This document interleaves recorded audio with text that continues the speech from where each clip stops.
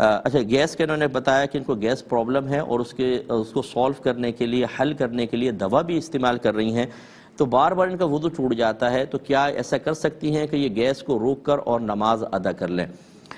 دیکھیں، فقہاء نے یہی لکھا ہے کہ اگر کوئی ایسا عذر انسان کو لاحق ہو جائے کہ اس عذر کی وجہ سے اس کی طہارت باقی نہ رہتی ہو اور اس وقت کے وہ فرض پورے نہ کر سکتا ہو،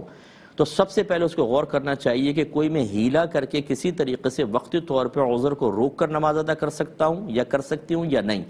اگر وہ کر سکتا ہے تو اس ہیلے کو اختیار کرے، اور یہ بھی جو آپ نے بتایا یہ کہ ہیلا ہی ہے، تو آپ کے لیے شرعاً اجازت ہوگی کہ آپ روک کر اور نماز کو ادا کر لیں۔ لیکن ایک عام جو نارمل آدمی ہے، فرض کر لیں پیشاب کا غلبہ ہو رہا ہے، فرض کر لیں وہ گیس کا پرابلم نہیں ہے، اس وقت گیس کا غلبہ ہو رہا ہے، اس کے لیے نماز پڑھنا خلاف سنت اور مکروہ ہوگا۔ بلکہ اگر پیشاب یا بڑے استنجا کی حاجت ہے اور انسان روک کے نماز پڑھے تو اس کو مکروہ تحریمی لکھا ہے، کیونکہ نبی کریم صلی اللہ علیہ وسلم نے منع فرمایا کہ اخبثین کے وقت نماز نہ پڑھیں، یعنی یہ دو چیزوں کے بارے میں سرکار کا اشارہ ہے کہ پہلے آدمی فارغ ہو، اس کے بعد، حتیٰ کہ اگر جماعت کھڑی ہوئی ہے اور آپ کو پیشاب کا غلبہ ہے، پہلے آپ جا کے پیشاب کریں، وضو کریں، چاہے جماعت نکل جائے، آپ گناہگار نہیں ہوں گے، لیکن پہلے آپ کو ایسا کرنا ہوگا۔ لیکن بہن کے ساتھ عذر ہے، ان کے لیے شرعاً اجازت ہے۔ یہ کہ